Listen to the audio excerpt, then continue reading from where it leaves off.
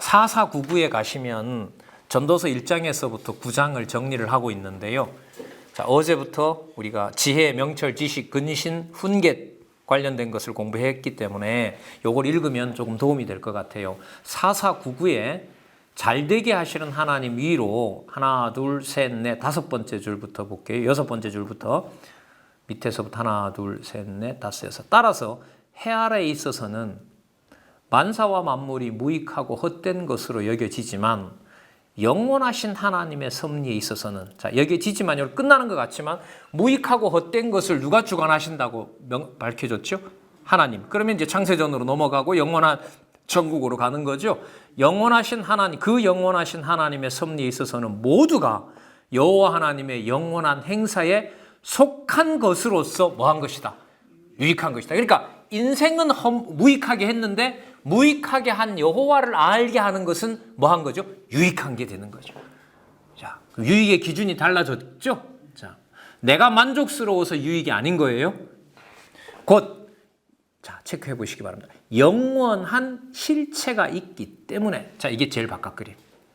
자, 요거죠? 영원한 실체가 있기 때문에. 여기로 말하면 요거 쓸게요. 하나님의 영원한 세계에 속한 생명의 근원 대신 생기가 있기 때문에 이렇게 되는 겁니다. 이걸 참 패드에다가 연필을 그리면서 착착 여러분들에게 빨간 펜으로 강조하려고 했는데 이 기계를 안 가져와 가지고 이제 아쉽습니다. 보시는데 지장 없죠? 영원한 세계의 주인 되시는 하나님을 무익한 세계에서 설명을 했고, 바로 그분이 뭐의 근원이시고, 자, 뭐의 근원이세요?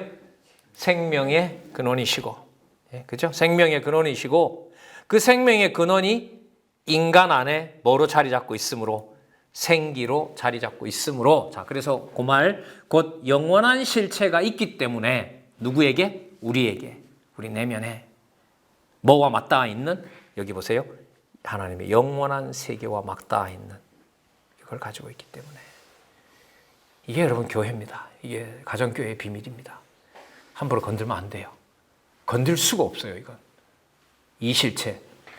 영원한 실체가 있기 때문에 시공형의 모형과 그림자도 모두 헛되지 않고 유익하다는 것이다. 뭘 배제하면, 그러나 이걸 배제하면 전부 다 헛되게 되고 입술에다만 담는다고 될 문제도 아니고, 이 엄격한 것을 가르쳐 줬고요. 자, 그러면 그 밑에 8장에서부터 10장까지 잘되게 하시는 하나님이라는 말은 잘 된다라는 게 누구 기준이겠습니까? 누구를 경외하는 거? 그럼 메모해야겠죠. 잘 된다는 것의 의미는 바로 여호와 경외다.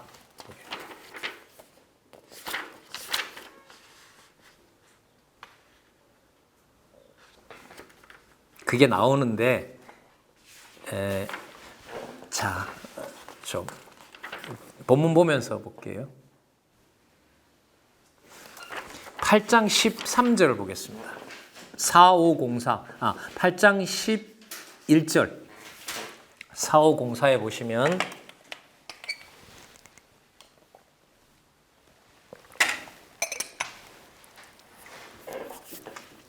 보면 11절에 악한 일의 징벌이 속히 실행되지 않으므로, 우리 화나잖아요, 그죠? 악한 놈은 빨리 망해야 될 텐데 인생들이 악을 행하기에 마음이 담대하도다. 그걸 누가 그렇게 하신다? 하나님이 그렇게 하신다는 거죠. 죄인이 100번 악을 행하고도 장수하거니와 내가 정령이 아노니, 잘 보세요, 하나님을 경외하여 그 앞에서 경외하는 자가 뭐 될 것이라? 그래서 그러면 이 제목을 목사님이 달았다 이러시면 안 돼요. 4499에 있는 거 있죠? 다시 돌아와 보세요. 4499. 지혜 잘되게 하신다. 더 길게 말씀드리면 지혜자를 잘되게 하시는 하나님, 이렇게 되거든요. 여기 잘되게 한다는 본문이 어디에 있어요? 8장 지금 읽었죠? 8장 12절 메모하시면 되죠. 그래서 잘되게 한다라는 게 목사님이 만들어낸 말이 아니라 어디에 근거를 둔다? 성경에 근거를 둔다. 그래서 성경 본문을 연결 안 시키면 안 되는 거예요. 자, 그럼 13절 다시 돌아올게요. 4504. 아기는 잘 되지 못하며 장수하지 못하고. 자, 여기서 그러면 잘 된다라는 건 누구를 경외하느냐 못하느냐. 그렇죠. 여러분, 악인이 악을 행한다라고 오랜 기간 동안 악을 행하게 되면 오랜 기간 동안 누구를 모르게 되는 거죠. 그러면 지혜자는 저 악인이 악을 행하는 것이 하나님이 그렇게 하시는 거다는 것을 생각하게 되면 악인이 오래 지배해도 괜찮은 거죠. 왜? 악인이 오래 지배하면서 누가 해가신다는 걸 오래 가르쳐 주니까. 여러분, 이런 데서 저는 어마어마한 충격을 받은 거죠. 아, 그러면 독재가 오래돼도 되네? 이게 몰매 맞을 짓이 아니에요, 이게? 같이 운동하던 친구들한테는 네가 지금 성경을 공부하느니 독재를 옹호하냐? 뭐 독재가 오래 해도 된다고? 상식만 하고 맞아요, 안 맞아요? 절대로 안 맞죠. 그래서 지금 이 경우로 보면 악인이 장수하게 해서 의인이 여호와를 경외하는 일이 잘 되게 하신다는 거 아니에요. 그럼 뭐 하는 것도 나쁜 일이 아니에요? 악인이 장수하는 거, 독재가 지속되는 것도 나쁜 일이 아닌 거죠. 이게 맨정신에서 할 수 있는 말이냐는 거예요, 이게. 진짜 죄송합니다. 젊어서 이런 공부할 때 진짜 죽겠더라고요, 이런 말씀이. 반박은 할 수는 없는데 뭐 하진 않으니까. 믿어지진 않으니까. 그러니까 누가 그래 반박해요. 그럼 니는 그럼 네 집이 그럼 한번 그래 되면 니도 이 말 할 수 있는지 한번 두고 보자. 못하죠. 뭐 제가 어떻게 해요? 제가 어떻게 할 수 있어요? 자, 끝에 답이 나와요. 13절 끝에. 이는 하나님 앞에 경외하지 아니함이라. 악인은. 근데 우리는 악인이 지배하는 것 속에다가 두면서 누구를 경외하게 해요? 하나님 경외. 그럼 잘되게가 뭐 하는 것하고 일치합니까? 하나님.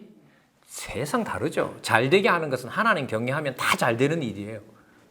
자, 그럼 잠언 요절 들어왔죠. 악인도 악한 날에 적당하게 하여 택한 백성들이 누구를 경외하게 한다. 그럼 이 말 속에 뭐가 다 붙어요. 잠언하고 전도서가 다 붙잖아. 이걸 연결시켜줘야 된다는 거예요. 성경신학을 인도하는 사람은. 이걸 본문 없이 어떻게 하냐 말이에요. 이걸. 제가 여러분 본문을 이렇게 연결시켜 보는 것은 여러분들한테 제가 본문을 이 부분을 이렇게 연결시켜 왔으니까 다른 부분을 물어도 저는 연결시킬 수 있습니다. 제가 확인해 온 것입니다. 이걸 지금 전제로 하고 말씀드리는 거거든요. 자, 계속 한번 볼게요. 8장 15절 계속 나옵니다. 이에 내가 희락을 칭찬하노니. 자, 이젠 희락 칭찬해도 되죠. 그 기쁨 속에 누가 해가신다는 걸 아니까 여호와께서 기쁨을 들었다 놨다 하시면서 경외하게 하는 줄 알게 되니까. 이는 사람이 먹고 마시고 즐거워하는 것보다 해 아래 나은 것이 없음이라. 하나님이 사람으로 해 아래 살게 하신 날 동안. 정확하죠? 하나님이 사람으로 해 아래서 살게 하신 날 동안, 인생이겠죠? 수고하는 중에 이것이 항상 함께 하실 것이라. 희락 속에서 그것이 타락으로 가는 것이 아니라 누구를 기억하는? 하나님을 기억나게 하는. 그래서 저는 한국교회의 부를 하나님이 줬다고 생각해요. 진짜 확신합니다. 저도 장안중앙교회 경우로 보면 어마어마하게 줘버렸어요. 그런데 이걸 하나님이 조절하세요. 앞으로 어떤 방향으로 선하게 쓸지 잘 모르겠어요. 남준교회는 뭐 거기에 비하면 큰 재산은 아닙니다만은 재산에 많고 적고가 아닙니다. 지방의 어떤 교회, 제가 있었던 교회인데요. 그 교회 재산이 지금 2배로 늘어났어요. 2억 못 미치게 샀는데 지금 한 4억을 갑니다. 하나님이 하시는 거죠. 단지 기도는 어느 방향으로? 하나님 말씀을 경외하도록. 솔로몬 같으면 르호보암에게 하나님을 가르쳐야 되니까 보물창고도 유지해야 되고 성전도 잘 관리해야 되고 땅도 잘 관리해야 되는 거죠. 왜? 르호보암 이후에 자녀들이 다른 데 쫓겨나면 가서 인생의 낙도 못 누리고 하나님도 배우는데 어려움이 있으니까. 그럼 하나님께서 이 한국 사회를 이 자본주의 체제로 만들어서 우리가 볼 때는 빈익빈 부익부가 진짜 우리나라 10대 재벌이 가진 현금이 50%입니다. 이게 나라예요, 이게? 10대 재벌이 가진 현금의 50%를 우리나라 현금 50%가 그 사람들 주머니에 있다고요. 아마 삼성 같으면 아마 이 순천 같은 거 한 수백 개 살걸요?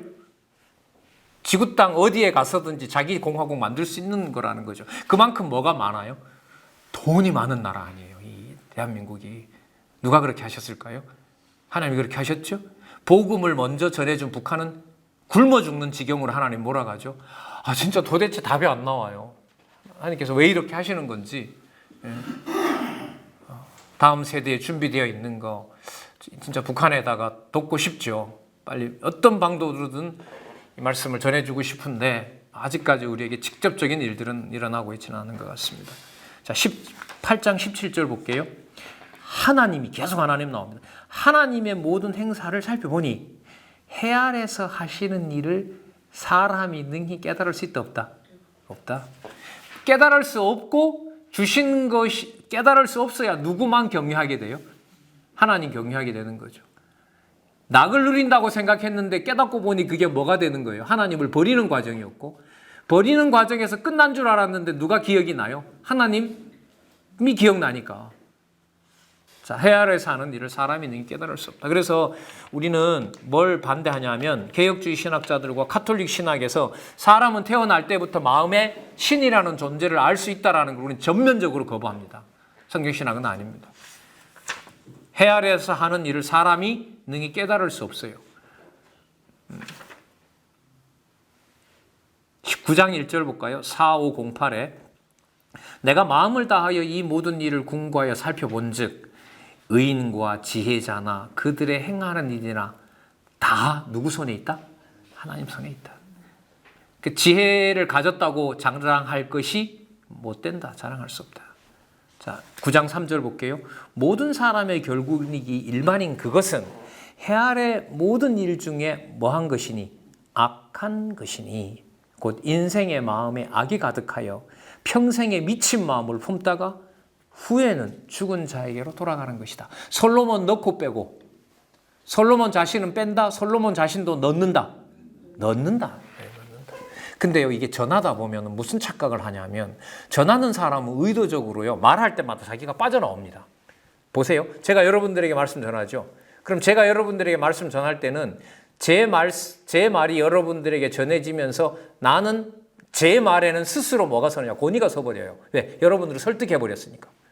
이게 말의 구조예요. 그래서 말 잘하고 뭐 잘한다? 이게 하나님 앞에서 될 일이 아닙니다. 이게 내세울 게 아니에요. 그 외에 예수님 비유 중에 그거 나오죠. 종이 잘했는데 종을 칭찬하는 주인이 있느냐? 하루 종일 수고했다고 너 가서 쉬어라 안 한다는 거죠. 그래 이제 왔느냐? 빨리 내 밥을 준비해라. 저녁을 준비해라. 그리고 난 다음에 가서 너 할 일 해라. 그래도 종은 뭐 한다는 거죠? 저는 무익한 종이로서이다. 단지 제가 했을 걸 했을 뿐입니다. 예수님이 전도서에 이런 논문도 집사님 되게 재밌을 것 같아요. 전도서 구조를 바탕으로 한 예수님의 말씀 가르치는 방식 이런 건 너무너무 재밌죠. 예수님 한마디로 정리하죠. 솔로몬의 영광보다 영광이 뭐와 이 들풀 하나만 못하느니라. 예수님 그냥 한마디로 그냥 끝내버리시는 거죠. 자, 9장 7절.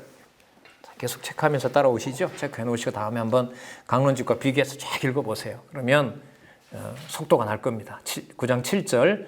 너는 가서 기쁨으로 내 식물을 먹고 즐거운 마음으로 내 포도주를 마실지어다. 이는 하나님이 너희 하는 일을 벌써 기쁘게 받으셨느니라. 누가 하는 일이라고 깨닫게 되면 하나님이 하시는 일이라고. 자, 9절.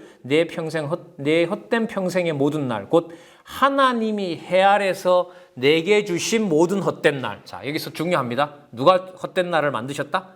하나님께서 헛된 일을 만드셨어요. 다 헛되다는 거 깨닫게 하시는 거죠. 사랑하는 아내와 함께 즐겁게 살지어다. 저는 이런 데 반발이 생겼어요. 자식 지는 1000명을 얻어서 할 짓 다 해놓고. 제가 대학생 때 이거 저자한테 물었잖아요. 아니 짜증나는 게 이놈은 지는 다 할 걸 했는데 지금 와서 이거 가지고 후배들은 하지 말라 그런다고. 여러분 손자가 이렇게 물으면 장로님 뭐라 대답해요? 아시겠어요? 대답 준비하고 있어야 될 것 같은데. 이는 내가 일평생에 해 아래 수고하고 얻은 분복이니라. 그 왜 그런 말씀 나오잖아요. 1000명 중에 사랑한 이는 딱 한 사람밖에 없었다. 여러분 이게 누구로 넘어가는 줄 아세요? 술람미로 넘어가는 거예요. 누구 기준에 사랑하는 여인이 아니에요. 우리 기준에 사랑하는 여인이 아닌 거죠. 그게 이제 하나님과 택한 백성의 관계를 통해서 그 다음에 설명이 되는 겁니다. 자, 10장. 자, 어디를 보시냐면 10장으로 넘어갈게요. 4518. 10장 4절. 주권자가 내게 뭘 일으키거든? 누가 화나게 해요? 누가 화나게 하시죠? 하나님께서. 하나님이 내게 분을 일으키거든 너는 내 자리를 떠나지 말라. 공순이 큰 허물을 경하게 하느니라. 이게 무슨 말씀일까요? 공순은요, 공손한 거예요. 공손해서 순순히 따르는 게 공순입니다. 이게 한문이에요. 이런 말도 이제 앞으로 번역이 다시 돼야 돼요. 애들이 모른단 말이에요. 우리도 모르고 이게.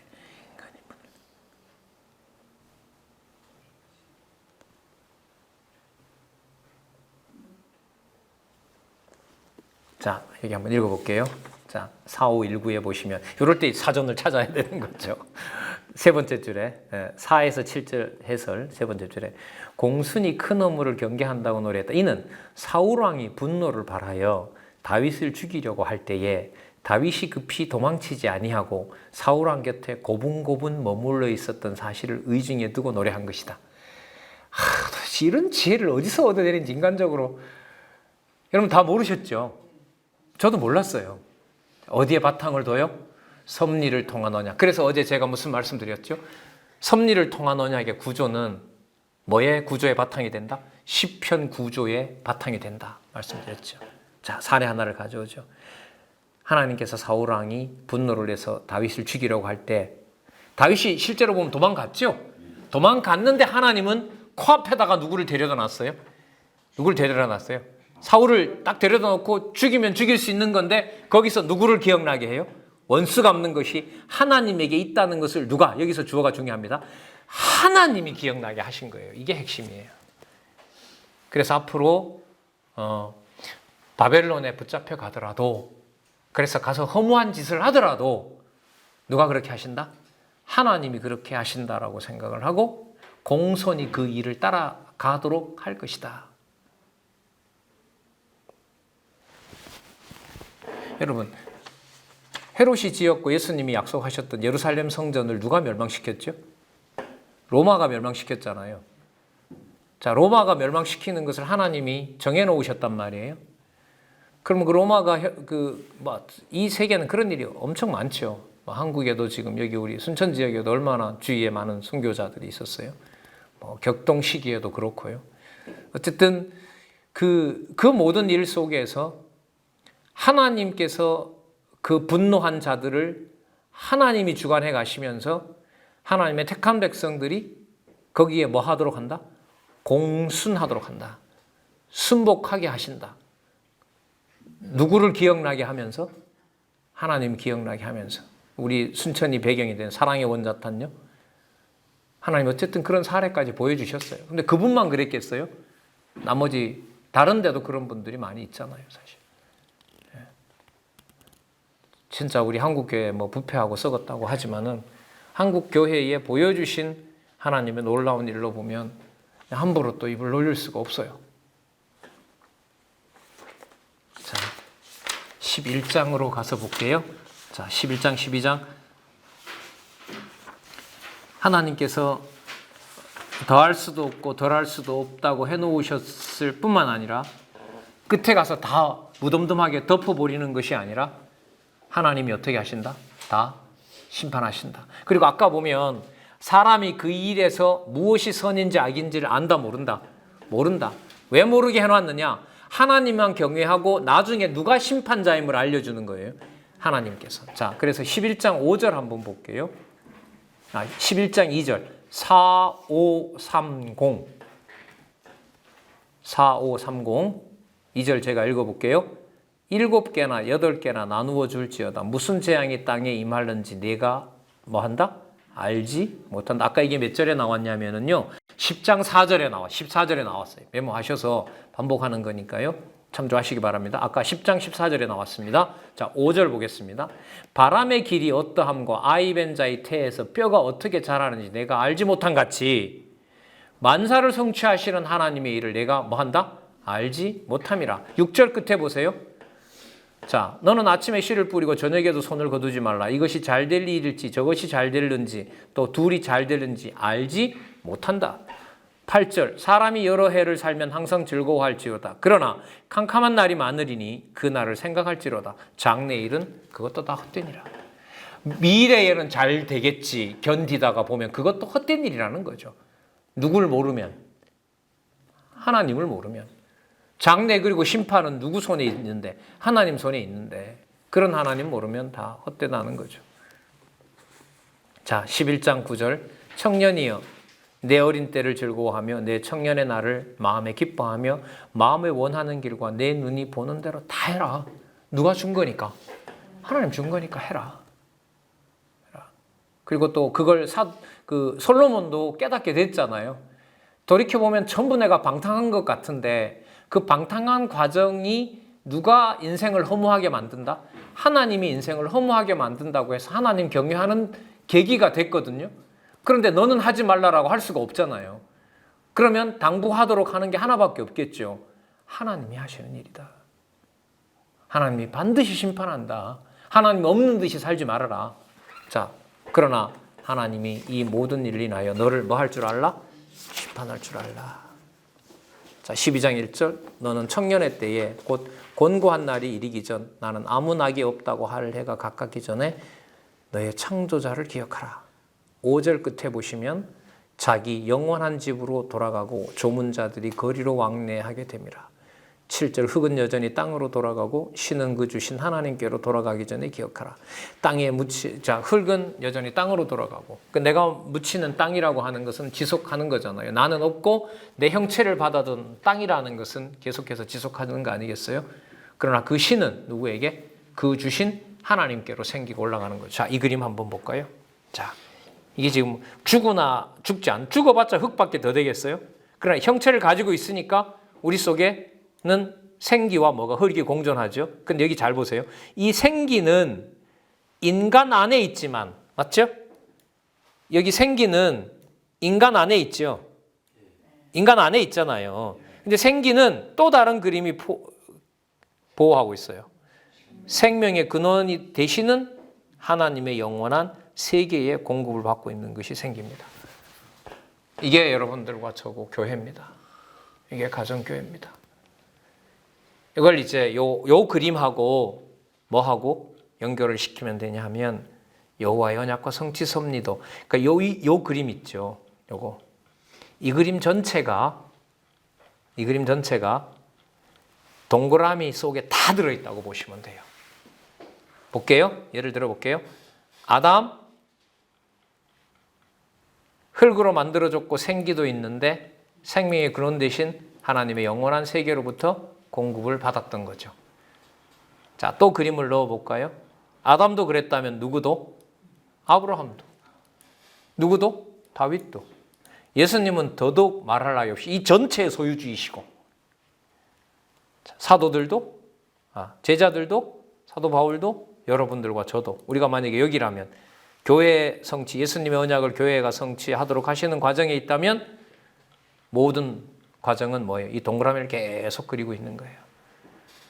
마태복음도 이 그림을 포함하고 있고 마가복음도 포함하고 있고 모든 성경이 이 그림을 다 포함하고 있다고 보시면 돼요.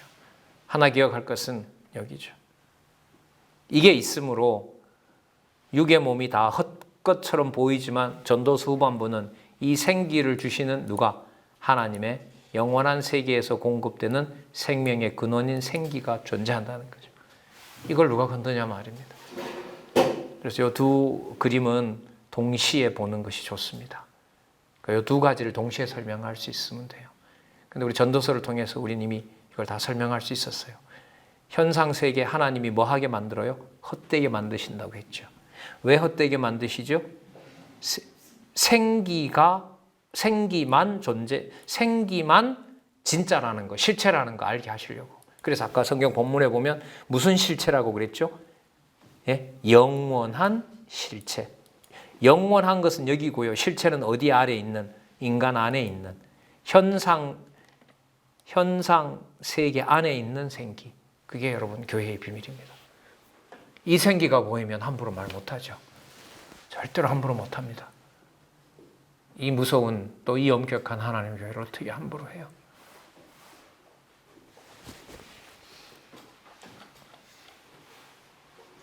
자, 그러면 이제 우리 어디로 가야 되냐 하면 결론 읽고 할까요? 12장에도 결론이 나오죠.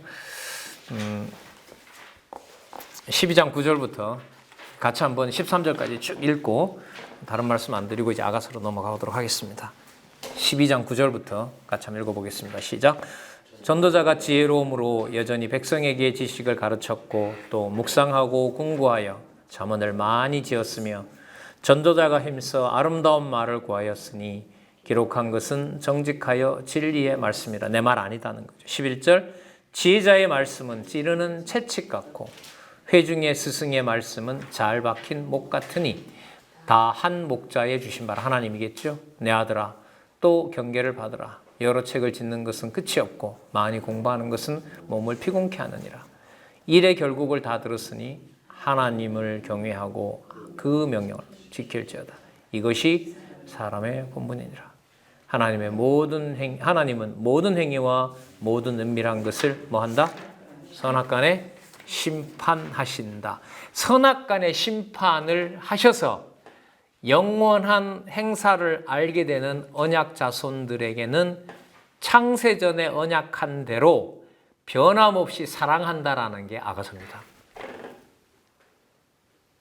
자, 선악간에 심판하여 하나님의 선에 속한 자에게, 의인에게 하나님의 영원한 선을 조건 없이 그리고 불변의 진리로 변하지 않게 주신다는 게 뭐냐 하면 바로 요겁니다. 자, 이게 볼까요? 여호와의, 자, 요거요.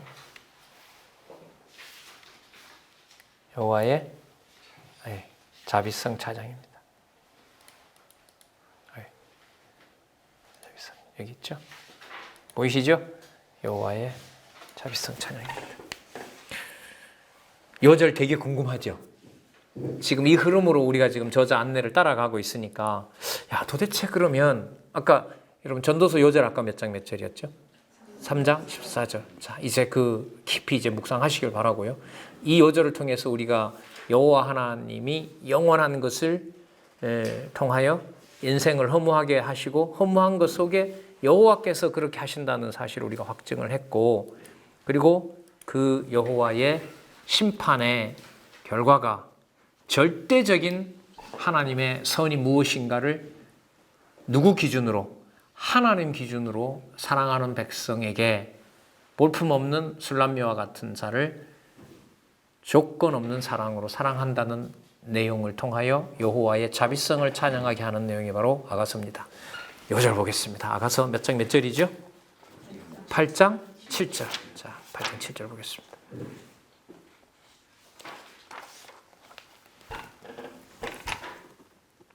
제가 읽어볼게요. 4, 6, 1구에 있네요. 이 사랑은 많은 물이 꺾이지 못하겠고 홍수라도 엄몰하지 못하니 사람이 그 온갖 산을 다 주고 사랑과 바꾸려 할지라도 오히려 멸시를 받으리라. 자, 6절부터 다시 한번 읽어볼게요. 너는 나를 인같이 마음에 품고 도장같이 팔에 두라. 신부에게 얘기를 하는 겁니다. 신부가 신랑에게 말하는 거네요. 신랑이 하는 거겠네요. 자, 사랑은 죽음같이 강하고 투기는 음부같이 잔혹하며, 이때 투기는 뭐 하기 때문에 하는 거죠? 사랑하기 때문에. 불같이 일어나니 그 기세가 뭐와 같아?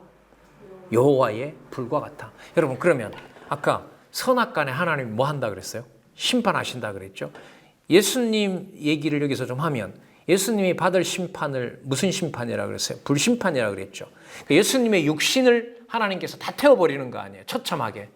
왜? 인류가 받아야 될 뭐를? 죄값을 순수한 예수님의 몸을 통하여 제물로 받으시는 거란 말이죠. 여러분, 그게 하나님의 자비성이라고 얘기할 수 있어요? 일반적으로? 없어요. 그걸 자비성이라고 말할 수는 없어요. 자, 그럼 좀 이따 다시 말씀드리고요.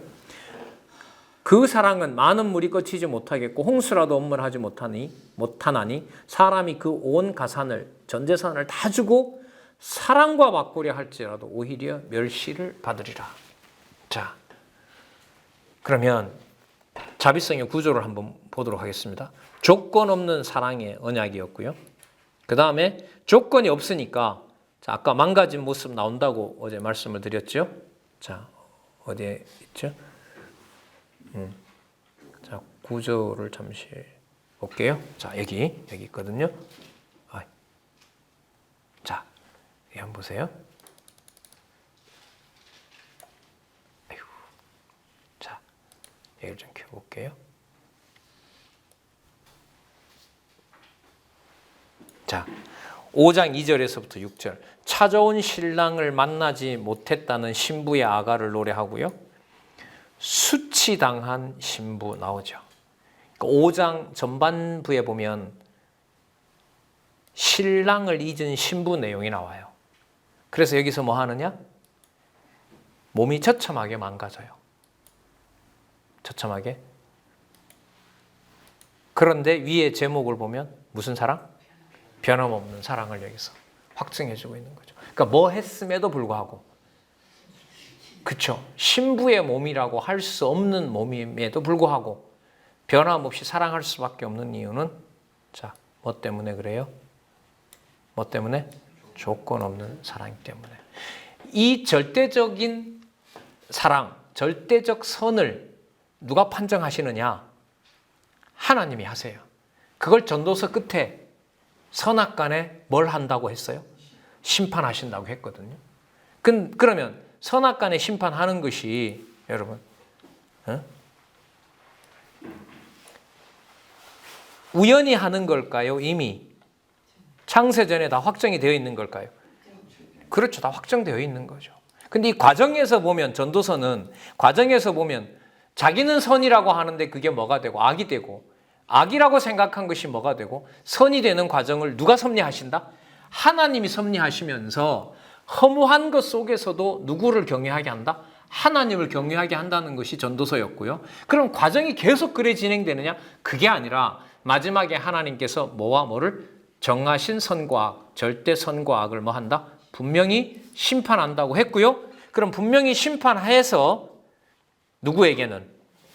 사랑에 속한 자기 백성, 하나님의 사랑하는 아들에게 포함된 언약의 자손들에게는 처음 맺은 사랑대로 몸이 망가진 수치스러운 몸이라 하더라도 뭐 한다? 변함없이 사랑하신다. 변함없이 사랑하신다. 그게 여러분 이 자비성 부분에 나타나는 중요한 부분입니다. 자, 어제 우리 확인한 게 뭐였냐 하면 이 내용들 중에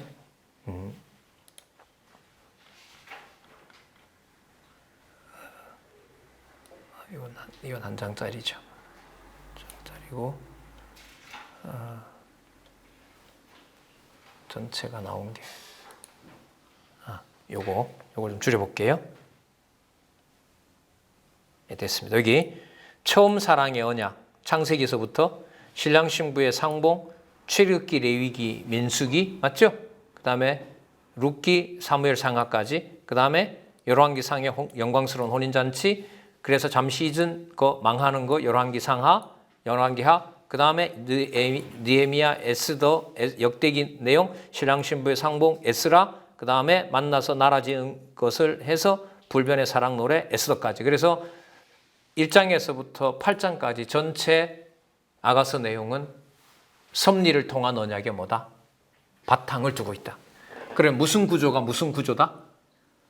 섭리를 통한 언약의 개론 구조가 무슨 구조의 바탕이 된다? 찬양을 통한 언약의 구조가 된다. 그래서 그대로 읽어가야 된다. 그러니까 그 순서대로 읽어가야 찬양을 통한 언약도 욥기든 시편이든 잠언이든 전도서든 또 아가서든 그 순서대로 읽어가는 것이 익숙해지는 거예요. 그러니까 그 의미를 그런 중심으로 섭리를 통한 언약의 바탕이 안 돼 있으면 욥기서를 아무리 설명을 잘한다 하더라도 앞부분과 연결이 안 되면 이거는 반쪽밖에 안 되는 거예요. 그렇게 말씀드리니까 좀 진짜 해보고 싶은 게 이건 여러분들하고 같이 우리가 끝나고 이런 거는 이제 같이 얘기하는 또 같이 공부하는 시간이 돼야 된다고 생각하는데 시편 150편 같은데 얼마나 궁금하세요? 세워줬는데 영원한 세계를 바로 연결시키면 될 텐데 3편에서부터 89편까지 뭐하게 만들어요? 진짜 허무하게 만들잖아요. 자, 여기서 중요한 말씀을 또 하나 드릴게요. 우리가 지금 아가서까지 다 왔잖아요. 그리고 어제 무슨 말씀 드렸냐면 여호와의 전능성 찬양을 공부하고 끊으면 안 되고 여호와의 전능성, 망하게 하시고 뜻대로 하시고 흥하게 하시는 그 여호와의 전능성이 뭐에 연관이 되어 있다? 여호와의 신실성 찬양의 바탕이 되고 있는 거예요. 떼면 안 돼요. 신실성과 관련된 부분에 이미 뭐는 들어와 있어요? 전능하신 하나님은 들어와 있는 거죠. 그러면 주권성으로 한번 가서 보면 어떻게 될까요? 악인도 악한 날에 적당하게 쓴다는 것이 자, 전능자니까 누구를 부려요? 악인을 부리는 거 아니에요. 그리고 시편이 들어오면 어떻게 되나 보세요. 악인을 부려도 반드시 의인은 형통한다고 했기 때문에 절대로 하나님은 의인을 버려요, 안 버려요? 안 버려요. 그래 신실성이 들어온 거예요. 그런데 제가 그런데를 썼어요. 그런데 그 악인을 언제 어떻게 쓰느냐는 것은 누구 마음대로예요. 하나님 마음대로죠. 그걸 뭐라 부른다? 주권성이라고 하는 거예요. 그럼 시편은 이대로 연결이 꼭 돼야 돼요. 그리고 가장 좋은 설명은 잠언 정도에서 설명을 해 나갈 때는 앞부분에 있었던 전능성과 신실성이 간간히 계속해서 연결고리로 다져줘야겠죠. 다져줘야겠죠.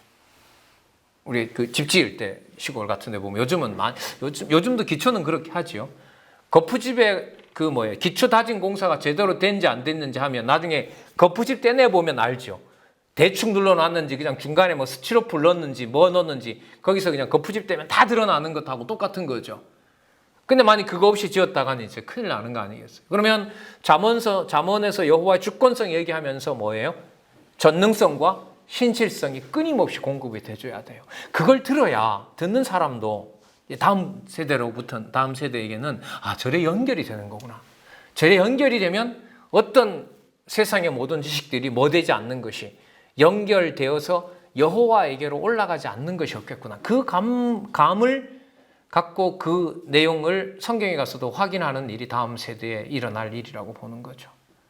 이제 한두 시간 가지고는 안 되는 거고 그렇다고 몇 달로 끝날 문제가 아니므로 진짜 하나님 어떻게 하실까 해주셨으면 좋겠다 이 생각이 커지는 거죠. 자, 그러면 주권성 다음에 뭐가 나오냐 하면 영원성 나오잖아요. 그럼 영원성에서 인생에 무익한 사물을 하나님이 하신다라는 것을 어떻게 보면 앞부분으로 소개하면 쉽게 들어갑니다. 자, 보세요. 전능성 말할 때 누구 씁니까? 사단 쓰지요. 의인을 갖다 맡깁니다. 신실성으로 가면 그러나 절대로 의인 버려요, 안 버려요? 안 버립니다. 각 적당하게 누구를 써요? 악인을 써요? 그래서라고 썼어요, 제가. 그래서 전도서 앞부분에 인생을 뭐하게 만들어요? 그렇죠.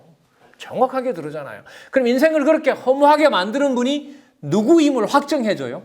인생은 허무해지는데 누구는 살아계시다는 게 분명해져요.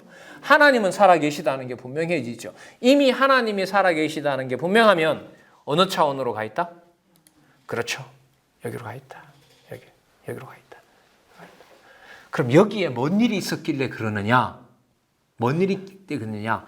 자기 백성을 영원한 천국에서 이미 현상 세계에 보내기 전에 이미 영원한 세계에서 하나님의 영원한 자녀로 택해 놓았기 때문에 그게 무슨 성이다? 자비성이에요. 그래서 저는 자비성이 먼저 나오면 안 되나? 자비성이 왜 꼭 뒤에 나와야 되지? 그런 고민을 하게 된 거고, 그 순서를 지금 여러분들에게 말씀을 드리는 거예요. 자, 어제 이 내용에서 제일 중요한 부분이었던 1장에서부터 8장까지 내용은 전부 다 성경에 바탕을 두고 있다는 얘기를 어제 말씀을 드렸고요. 제가 볼 때 이제 가장 중요한 게 뭐냐면, 아까 중간에 신부를 뭐 하는 내용이 나왔었죠? 신부를 잃어버리는 내용. 그죠? 요 부분. 이 부분 되게 중요해요. 이게 무슨 구조를 그대로 반영하냐 하면, 자, 그 자손 언약을 이루시는데 애굽에서 나중에 뭐 당하죠? 살해당하게 하죠, 자녀들을. 그래서 수치를 당하게 하잖아요. 자, 똑같아요. 출애굽 시켰는데 광야에서 다시 뭘 당하게 해요? 수치당하게 하죠. 똑같은 구조예요, 이게 전부 다. 그러니까 야가서 구조는 진짜 성경의 반영이에요. 자, 그 다음에 가나안 땅에 들어갔는데 400년 동안 뭘 안 줘요? 왕을 안 주고 뭘 당하게 해요? 수치당하게 하죠. 나라를 세워줬는데 아수리에 의해서 바벨론에 의해서 뭐 하게 해요? 망하게 되고 수치당하게 하죠. 다니엘서 가면 예수님 오실 때까지 다윗 왕조는 뭐 당합니까? 수치당하는 거죠. 그게 무슨 과정이다? 자, 위로 올라갑니다. 무슨 과정이다? 변함없는 사랑을 성취하는 과정입니다. 안 망해요, 교회는. 진짜 안 망해요. 우리가 피부치다 보니까 순천 남중교회에도 성도들이 진리 안에서 자라고 내 가정교회도 자랐으면 좋겠죠. 그거는 누구에게나 마찬가지입니다. 그건 하나님 어떻게 하실지 모르죠. 이 잠언에 그게 나오더라고요. 멀리 있는 가족보다 가까이 있는 형제, 친척이 더 낫다. 이게 여기 나와요. 근데 그때가 막 쓰면 안 되죠, 그걸. 제 어머님이 하도 바쁠 때 가족이 제 오누이니까 아들이 저 혼자밖에 없으니까 가게 하시고 이럴 때 막 뭐 일손이 너무 부족한 거예요. 뭐 가게도 하시고 뭐 과수원도 하시고 하다 보니까 하도 바쁜데 자꾸 전화질만 하니까 짜증이 나가지고 멀리 있는 자식이 뭔 소용이 있냐? 가까이 있는 친척들이 가까이 있는 이웃들이 좋지. 와, 이 말을 하더라고요. 그래서 야, 좀 되게 화났구나. 맨날 자기 바쁘다고만 하고 말이지. 뭐 바쁠 때 와서 도와주지 않는다고 그런 기억도 나는데, 예. 그럼 그게 무슨 뭐 가족 사랑이라는 게 주어가 아니잖아요. 주체가 아니란 말이죠. 성경으로 들어가서 보면 보세요. 함께 아브라함의 자손이라고 했던 북쪽 이스라엘은 뭐 하는데? 다 떠나는데 이방인으로서 그 옆에 와서 빌붙어 살던 사람들, 그 외 여호수아가 정복할 때 그 이웃에 있던 나라들이 멀리서 온 것처럼 가장을 해서 뭐 합니까? 기브온 사람들? 기브온 사람들이 와서 같이 살았으면 좋겠다고 해서 평생 자기네들이 종로를 하잖아요. 그러니까 예루살렘을 보호하고 성전을 지키는 일에 누가 함께해요? 본토 자식들은 배신하고 가게 하시는데 이방인은 와서 오히려 여호와 이름 같이 부르게 해달라는 거죠. 그걸 염두에 두고 하는 거예요. 그러니까 그걸 함부로 막 가족에다 막 이렇게 갖다 붙이면 안 된단 말이죠. 자, 그런 배경을 가지고 설명을 합니다. 그래서 아가서 부분은 순서대로 보더라도 그러면 이렇게 되겠죠. 신부가, 자, 우리 이거 찾아볼게요. 5장 2절 한번 볼게요. 4, 5, 8, 9. 다른 부분도 시간이 없어서 만약에 못 읽으시면 아가서 부분의 강론집은 뭐 분량도 상대적으로 적으니까요. 꼭 한번 쫙 정독을 하시기 바랍니다. 자, 신랑이 찾아왔어요. 자, 이제 이 5장 2절에 내가 잘지라도 마음은 깨었는데 나의 사랑하는 자의 소리가 들리는구나. 문을 두드려 이르기를 나의 누이, 나의 사랑, 나의 비둘기, 나의 완전한 자야. 문 열어 닫고. 얼마나 신부가 보고 싶어 왔는지 막 온갖 수식어를 다 대면서 불렀어요. 자, 내 머리는 이슬이, 내 머리털에는 밤이슬이 가득하였다 하는구나. 너무너무 춥다. 내가 빨리 좀 들여보내달라. 자, 3절에 내가 옷을 벗었으니 어찌 다시 입겠으며 내가 발을 씻었으니 어찌 다시 더럽히랴마는 나의 사랑하는 자가 문틈으로 손을 들이밀매 내 마음이 동하여서 일어나서 나의 사랑하는 자를 위하여 문을 열 때 모략이 내 손에서 모략의 즙이 내 손가락에서 문빗장에서 드는구나. 그런데 내가 나의 사랑하는 자를 위하여 문을 열었더니 그가 벌써 물러갔네. 그가 말할 때에 내 혼이 나갔구나. 와, 내가 미쳤지. 내가 문을 안 열다니 이 멍청한 년 하면서 자책했을 거 아니에요. 내가 그를 찾아도 못 만났고 불러도 응답이 없었구나. 7절 넘겨보세요. 성중에서 행순하는 자들이 나를 만나며 나를 쳐서 상하게 하였고 성벽을 파수하는 자들이 나의 웃옷을 벗겨 취하였구나. 강간한 거죠. 성폭행한 겁니다. 그랬는데 8절에 보면 예루살렘 여자들아 너희에게 내가 부탁한다. 너희가 나의 사랑하는 자를 만나거든 내가 사랑함으로 병이 났다. 두들겨 맞아서 몸이 만신창이 됐다 이거죠. 그러면서 신랑 찾아달라 그러죠. 여러분 망가진 몸으로 보면 이거 인간적으로 말하면 여자 잘못한 거 신부가 잘못한 거 맞죠. 벌거벗든 뭐든 빨리 문을 열어줘야지 이 사랑이 강구를 했으면. 자 그런데 망가졌기 때문에 자기 자책을 하고 자기는 더 이상 신랑을 뭐 할 수 없어요. 볼 수가 없죠. 여러분 바벨론까지 잡혀간 주제에 여호와를 감히 부를 수 있겠어요? 없겠어요? 없죠. 인간적인 도리로 보면. 그러나 당당해집니다. 사랑을 맺을 때 사랑의 언약을 맺을 때 조건 보고 했느냐? 아니지 않느냐. 자 그래서 지금 이 수치를 당하고 신랑을 못 만나서 수치를 당하는 이 신부의 경우를 볼 때 제가 이제 마지막으로 이 부분에 대해서 소개할 구절이 하나 있는데 이 조건 없는 사랑을 맺고 난 다음에 신부를 노래하는 내용이 여기 나와요. 여기 보시면 함께 가야 할 신부의 아름다운 아가를 노래한다는 내용이 나와죠. 이거는 뭐 당하기 전이에요? 여기 수치를 당하기 전이에요. 제가 한번 찾아볼게요. 4장 6절 한번 보세요. 이걸 잘 보시기 바랍니다. 여러분 상황은 전혀 다른 상황입니다. 4장 6절. 자.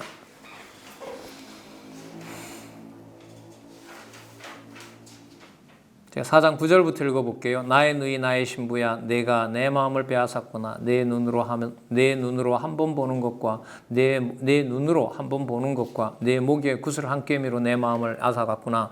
나의 누이야 나의 신부야 내 사랑이 어찌 그리 아름다운지 내 사랑은 포도주에 진하고 내 기름의 향기는 각양 향품보다 승하구나. 입술은 어떻고 내 혀는 어떻고 의복은 어떻고. 그 다음에 12절 나의 누이 나의 신부는 잠근 동산이요 덮은 우물이요 봉한 샘이라. 15절 너는 동산의 샘이요 생수의 우물이요 레바논에서부터 흐르는 시내로구나. 에덴 동산에 비유할 만큼 아름다운 신부라고 얘기를 합니다. 자, 근데 이 몸이 아까 뭐 했어요? 망가졌습니다. 자, 여기 보시면 여기 한번 보세요. 신랑과 신부를 하는데 여기 보세요. 신랑이 신부의 몸매에 뭐에 대하여? 아름다움에 대하여. 뭐 했는데? 망가졌는데? 자, 그러면 정리를 이렇게 할게요. 이게 왜 전도서 다음에 이해가 돼야 되느냐? 여러분 전도서에서 해 아래서 무익한 것을 누가 만드신다 그랬죠? 누가 만드세요? 하나님이 만드시죠. 그러니까 무익하게 만드는데 하나님이 없는 게 아니라 하나님이 있기 때문에 허무한 일이 뭐 하는 거죠? 일어나는 거죠. 그럼 하나님이 허무하게 하신다는 말은 결국은 뭐예요? 아름다운 신부를 뭐 하게 합니까? 수치를 당하게 하신다는 거죠. 그런데 거기서 하나님이 그렇게 하신다라고 한다면 하나님이 이미 그런 일을 창세전에 정해놓았죠. 그래서 뭐 할 수도 없고 뭐 할 수 없게 해놓았어요. 더 할 수도 없고 덜 할 수 없게 해놓으셨죠. 왜 그렇게 하시느냐? 위로 올라갑니다. 여호와께서 하시는 일을 지상에서는 알 수 없고 여호와만 뭐 하게 하려고? 경외케 하려고. 그런 여호와께서 창세전에 정하신 대로 하나님 살아계심을 확증해 주는 일을 무슨 행사라 그러죠? 아까 영원한 행사라고 얘기를 했습니다. 그러면 그 영원한 행사의 당사자가 막연한 것이 아니라 바로 구체적으로 천여 명의 여인 중에서 볼품없는 여인을 솔로몬이 자기 아내로 택하여 그를 영원토록 사랑한다라는 내용을 통하여 하나님께서는 창세전에 누구로 삼았다? 자기 자녀로 삼아놓았다. 그러니까 그리스도가 찢겨도 그게 하나님의 사랑에서 벗어난 적이 있다 없다? 없다. 이걸 설명을 못하고 있습니다. 신학계가. 왜 신의 아들을 저렇게 처참하게 죽여야 되느냐? 도저히 설명이 나오질 않아요. 이 구약의 지금 이 흐름으로 따라가지 못하면 그 설명하기가 어렵습니다. 자, 그럼 한번 보도록 할까요? 수치를 당한 신부지만 허무하게 만들어 놓았지만 창세전에 맺은 언약으로 신부에 대한 몸은 망가졌다 하더라도 여전히 뭡니까? 오히려 더 약하게 됐으므로 그 고린도전서에 보면 나오잖아요. 오히려 약한 지체가 오히려 더 귀하니라. 그래서 제가 이런 말씀을 좀 많이 드리는데 신약 성경 마태복음을 볼 때 구약에 나온 내용들이 연관이 안 되면 성경 공부에서 특히 본문 공부에서 아주 취약한 게 계속 노출되고 있는 거예요.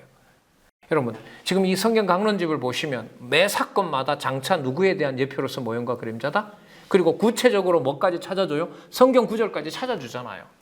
가장 그 모델 되는 게 여러분들 올해 받았던 성경 강론 1권입니다. 1권 보시면 창세기를 쓰면서 어디를 설명을 합니까? 자, 여기를 설명하면서 뭘 연결시켜요? 이걸 그냥 하나로 좁혀놓아 버리잖아요. 그게 지금 올해 나온 강론집 1권입니다. 그거는 진짜 이 성경 공부 방법론에서 너무너무 중요한 것을 진짜 마감해 버렸어요. 성경 강론 1권. 자꾸 반복하지만 이 해야 될 게 이게 한두 가지가 아니고 이걸 지금 성경 전체를 통해서 이걸 전달해 줘야 되니까 이게 그냥 일상사회에서 살아가는 방식으로 그 시간을 낼 수가 없다는 거죠. 그래서 뭐 장로님 자꾸 서둘러서 쓰라고 이렇게 안타까워 하시는데 빨리 좀 쓰고 다음 차세대 교육을 위해서 어떤 교육 시간을 어떻게 보내야 되느냐 이런 걸 좀 구체적으로 전 이제 글쎄요 이제 저희들 좀 이 세대에 좀 활동하실 수 있는 분들과 좀 구체적인 논의를 좀 하고 싶다 이런 생각이 많이 들어요. 자 다시 가서 볼게요. 요거 그럼 한번 볼게요. 망가진 몸은요 아까 4장에서 노래했던 것보다 더 진하게 노래합니다.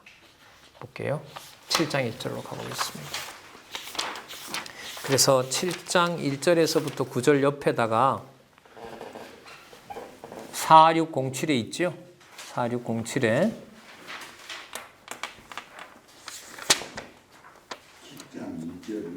7장 1절부터 9절 상반절까지 4607 신랑이 신부의 몸매의 아름다움에 노래함 옆에다가요 4장 6절에서부터 15절까지 비교 이렇게 해놓으시기 바랍니다.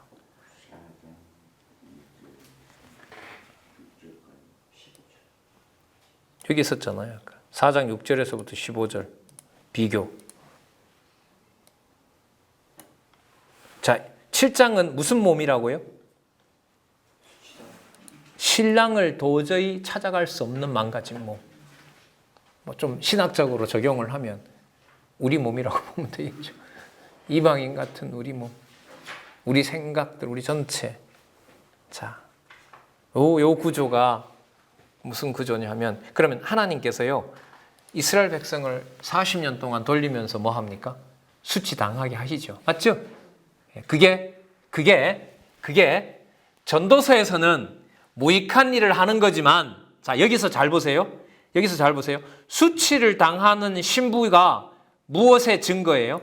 변함없는 사랑의 증거가 돼요. 다시 전도서에 수치를 당하게 하는 과정은 여호와께서 무익한 일을 하는 거에 맥락에 있지만 전도서에 오면 수치를 당하는 신부는 위의 제목은 무슨 사랑을 성취해 놓은 거다?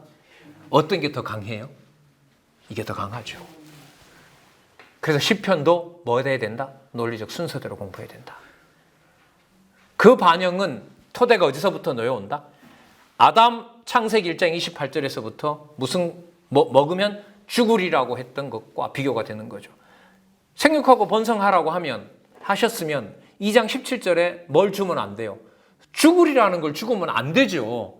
근데 지금 우리가 어제부터 확인한 것은 변함없는 조건 없이 사랑을 맺으셔서 조건 없는 사랑의 언약을 맺으셨으면 뭐 하는 일이 벌어지지 말아야 돼요? 수치를 당하지 말아야죠. 이게 우리 생각인 거예요. 근데 여호와께서 아까 전도서에 보면 뭐 하가 해요? 해 아래 새 것이 없도록 허무하게 하신다는 거죠. 하신다는 것을 통해서 하나님의 이름을 부르게 한다는 것이 전도서였는데 아가서는 더 강하다는 거예요. 수치를 당하는 신부가 신랑을 잊어버리는 것이 무슨 과정이다? 변함없는 사랑으로 가는 가장 구체적인 증거가 된다는 겁니다. 그러면 가정교회이시거나 가정교회이거나 순천지역교회이거나 현재로서는 남중교회이거나 어제부터 말씀드렸던 이 구조 속에, 그리고 간간히 말씀드렸던 성경개론 구조 속에, 오늘 확인하는 아가서 구조 속에 넣으면 하나님께서 왜 순천지역은 사랑하지 않지? 그 말이 된다 안 된다? 절대로 안 됩니다. 그건 아니에요. 아무리 안타까워도 그 말은 안 맞아요. 뭐가 있는 한은, 그리스도를 핏값으로 지불한 하나님의 교회가 있는 한은 그 말은 우리가 꺼낼 수 없는 말이에요. 그야말로 근신해야 될 말입니다. 왜 다른 데는 잘 되는데 우리한테는 안 되는가? 그래서 우리 선배들 이렇게 기지업에서 만나면 거긴 좋겠다, 거긴 잘 되네, 진짜 짜증나요. 어른이라고 제가 달려들 수는 없는데 거긴 좋겠어요, 좋은 일만 일어나고. 아니에요. 그런 말 안 맞아요. 안 맞습니다, 이 말하고는. 이 가정은 좋겠다, 우리는 왜 이런지 몰라. 여러분, 애들이 가장 짜증나는 말이 이거 아니에요? 그래서 그 애들이요, 왕따시키는 애들이 여러 부류가 있는데요, 가정에 불만이 있는 애들이 편안하게 살아가는 애를 지목해서 흩뜨려 놓습니다. 그러니까 뭘 파괴하는 거죠? 그 행복한 가정 분위기를 망치고 싶은 거예요. 그리고 그런데 적응하지 못한 애들이 그런데 적응하지 못해서 빌빌거리는 애를 더 병신 만들어 버립니다. 참, 인간의 사악상이라는 게 어떻게 갈지 몰라요, 이게. 그리고 그 어려운 환경인데도 혼자 잘 극복해서 공부까지 잘해요. 걔를 또 건드려 버려요. 뭐 하라고? 네 혼자 그렇게 극복하지 말고 우리들한테 와서 같이 망가지자고.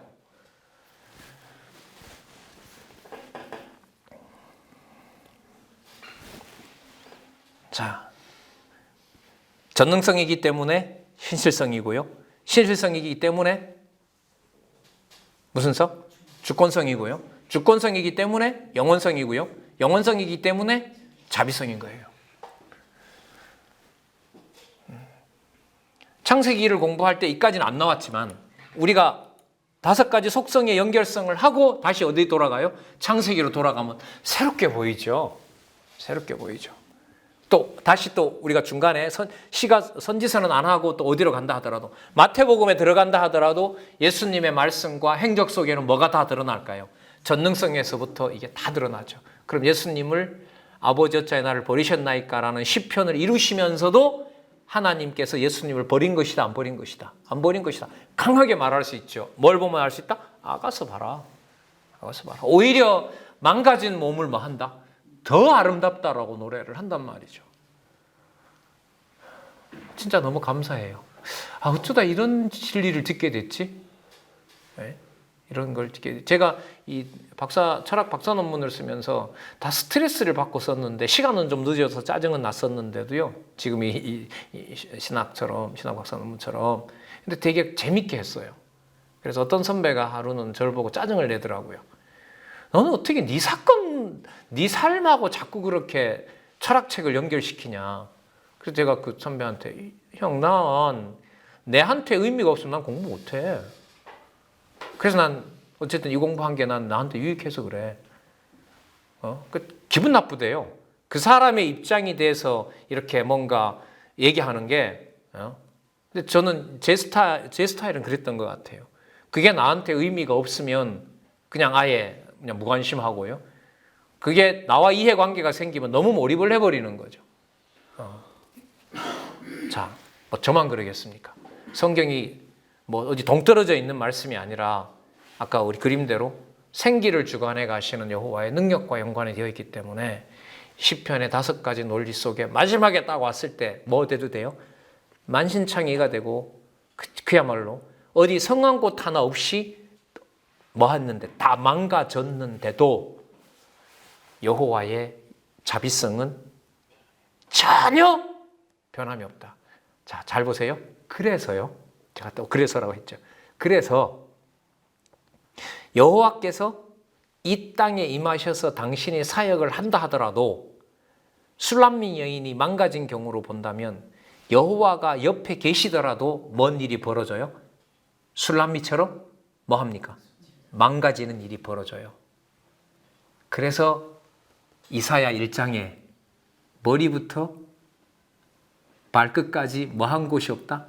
성한 곳이 없다고 하는 것이 때리는 거지만 다시 돌아가서 술람미의 망가진 몸을 신랑이 7장에서 찬미하는 걸 보면 선지서의 구조로 여호와께서 오셔서 머리부터 발끝까지 다 망가뜨리고, 자, 두 번째 덩치, 선지서의 두 번째 큰 덩치 패망시키고 뭐 하신다? 회복시키고, 자, 그래서 때리신다고 분명히 말하지만 반드시 뭐 하신다? 싸매신다. 그래서 아가서에 대한 균형이 없으면, 또 아가서 내용이 전부 뭘 바탕으로 했죠?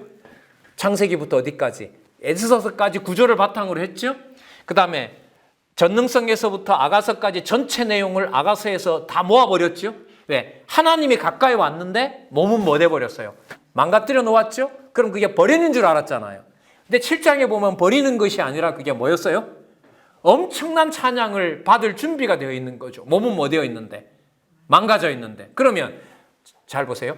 뭐 한 것이 뭐 하는 거냐면 때리고 싸매는 게 아니라 오셔서 때리는 것이 동시에 무슨 구조가 된다? 무슨 내용이 된다? 뭐 하시는 내용이 된다? 변함없는 사랑을 확증하는 내용이 된다. 그러면 앞으로 이사야부터 말라기까지 내용은 크게 양분되어 있다고 했죠. 맞죠? 때리고 싸매고 뽑고 심고 흙고 모으고 멸하고 세우고 12고는 한마디로 남왕조 북왕조 청전제사 시대에 패망하고 회복한다. 그러면 아가서 내용을 가지고 정리할게요.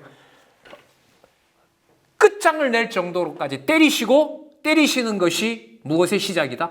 싸매는 것의 시작이다. 자식까지 잡아먹는 일까지 벌어지는 뽑아내는 일들이 무슨 내용이다? 심으시는 일의 시작이다. 자, 지금 그 아가서 구조 가지고 말씀드리는 거죠. 철저하게 이방으로 다 흩어놓는 것이 무엇의 시작이다? 모으시는 시작이다. 예수님 오실 때까지 제국 속에 넣어서 차근차근 밟아놓는 그 과정이 무엇의 시작이다? 성민나라가 회복되는 시작이다. 12소선지서 6명 보내고 3명 보내고 3명 보내서 모든 남쪽 부스라기를 다 망가뜨려 놨지만 온 세계가 여호와의 진리의 말씀으로 뭐 되는 것이다?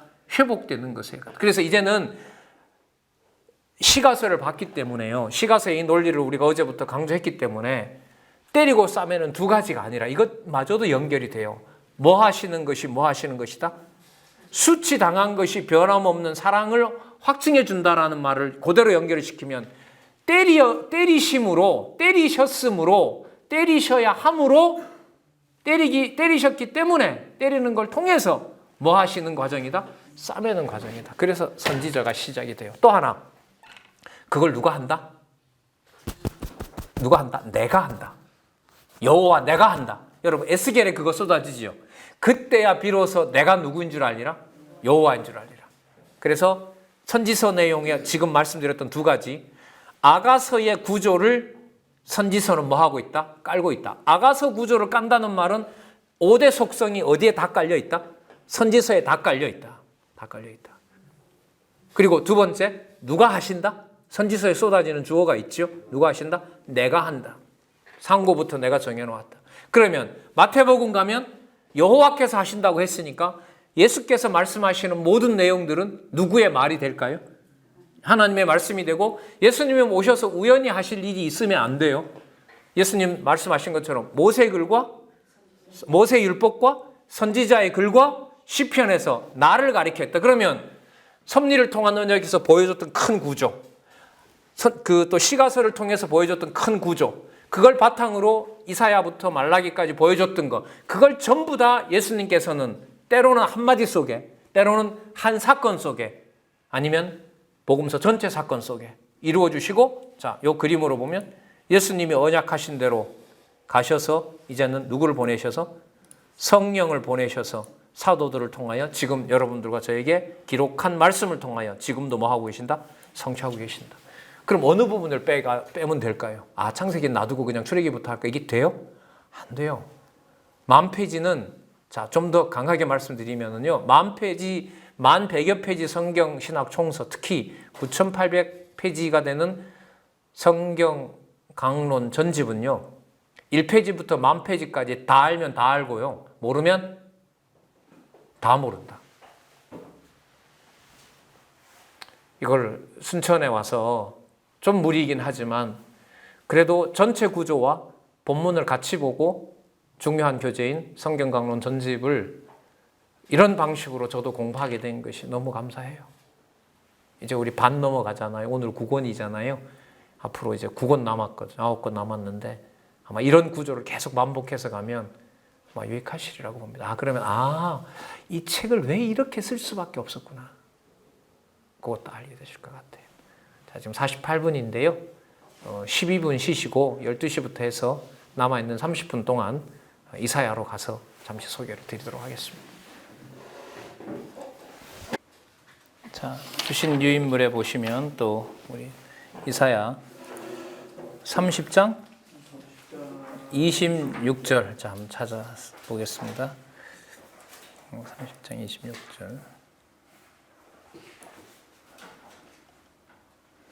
이사야 30장 26절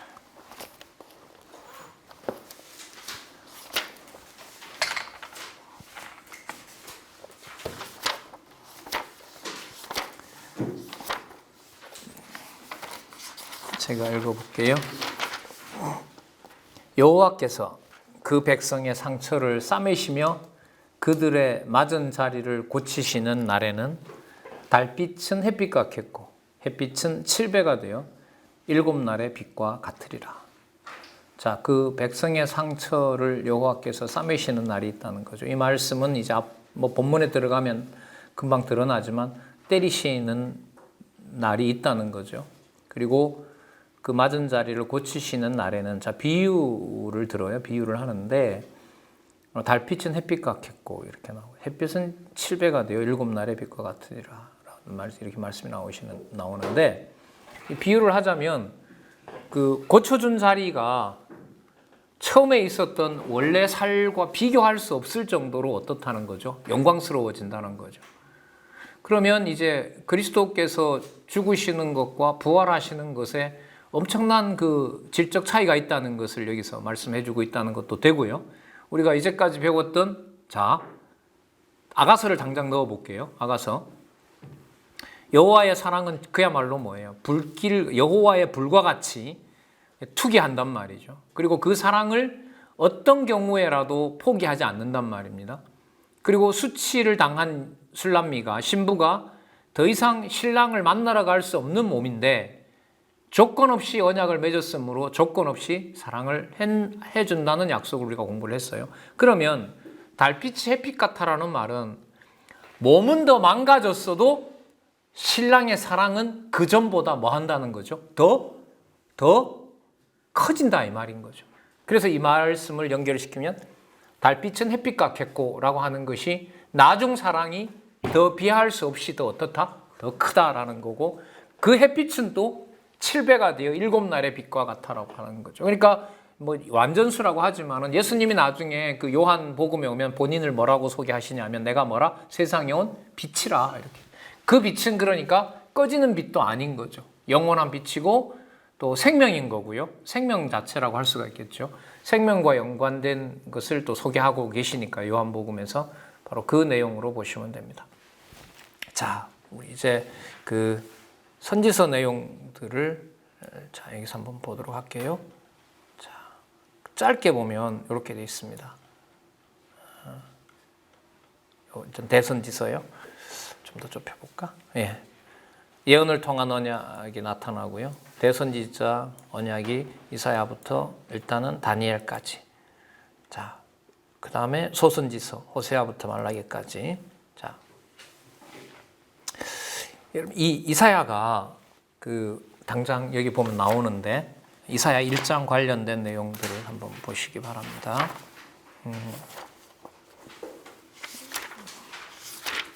자, 확인할 거는 많지만 있는 시간 속에서 4642에 보시면 그 본문 밑에 첫 번째 단락에 보면 두 번째 줄에 밑에서 이사야 선지자는 유다 왕 우시야 치세 말기 BC 몇 년이라고 하죠? 740년에 활동하여 약 몇 년 동안? 60여 년 동안. 이렇게 보시면 돼요. 그럼 740년에다가 200년을 더하면 100년을 더하면 몇 년이죠? 840년이죠. 그럼 840년 경우가 언제냐면 북쪽과 남쪽 이스라엘이 갈라진 때라고 보시면 돼요. 그리고 200년이면 몇 년이죠? 940년이죠.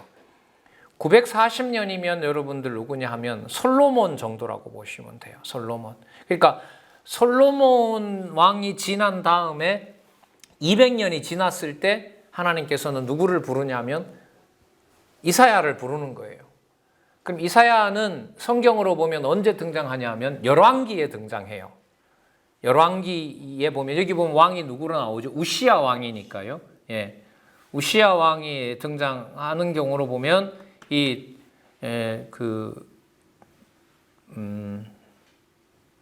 몇 번째인지 제가 정확하게 기억은 못 하겠네요. 이제 개론에 있는 정보. 어쨌든 여러분 우시야 왕 때가 거기 보시면 740년 경이니까요. 갑자기 궁금해지네요. 잠깐만요. 제가 도표를 찍어 놓은 게 있을 것 같은데.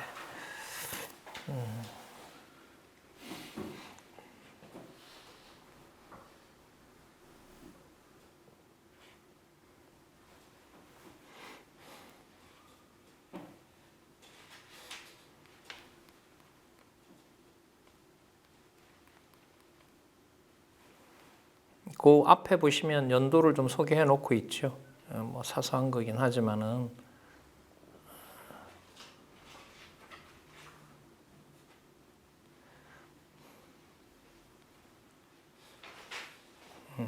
네요. 자, 제가 말씀드려 볼게요. 르호보암, 아비야, 아사, 여호사밧, 여호람 이게 누구죠? 우시야죠. 그죠? 아마샤, 우시야. 그러니까 하나, 둘, 셋, 넷, 다섯, 여섯, 일곱, 여덟, 아홉 번째 왕이네요. 아마샤, 우시야. 열 번째 왕이네요. 열 번째 왕이 됩니다. 자, 열 번째 왕이니까요. 그 르호보암이 940년, 30년, 40년 돼요. 그러니까 나라가 갈라진 다음에 하나님께서 200년 후에 누구를 부르냐 하면 이사야를 불러요. 자, 그다음 이사야 다음에 때리고 싸매심을 예언하는 이사야 다음에 누구를 부르죠? 예레미야를 부르죠. 예레미야는 이사야부터 100년 후라고 보시면 돼요. 640년 이렇게 보시면 돼요. 짧게 640년. 에스겔은 자, 이건 조금 우리 정보가 필요하죠.